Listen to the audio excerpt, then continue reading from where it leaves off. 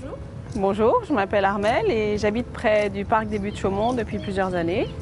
J'y viens très souvent avec mes enfants pour m'y promener.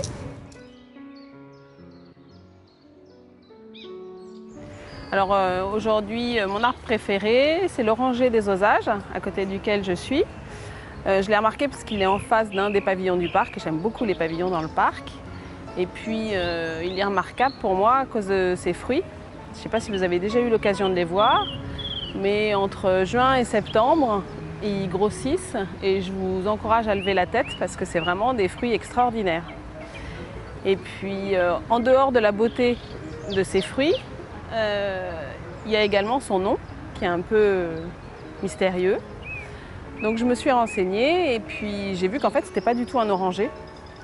En fait, c'est un arbre de la famille des mûriers, je crois, donc rien à voir.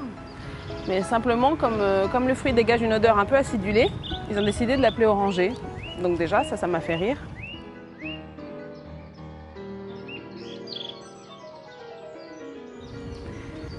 Et puis ensuite, il y a l'évocation des Osages. Et ça, c'était très joli quand je l'ai appris, parce qu'en fait, c'est le nom d'une tribu d'Indiens d'Amérique du Nord.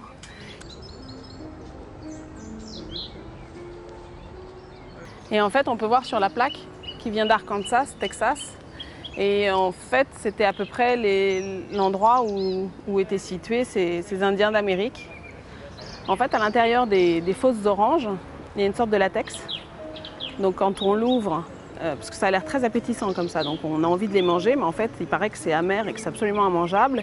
Et par contre, à l'intérieur, il y a une sorte de latex. Et en fait, ces Indiens, les Osages, l'utilisaient pour en faire des peintures de guerre. Donc voilà l'ensemble du voyage de cet arbre jusqu'à nous, de son nom qui nous raconte des histoires. Voilà pourquoi c'est mon arbre préféré.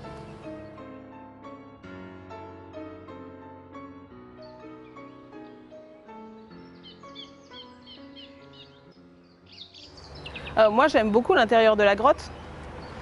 J'adore parce qu'il y fait frais quand il fait chaud l'été partout dans le parc. Et puis j'adore le bruit de la cascade.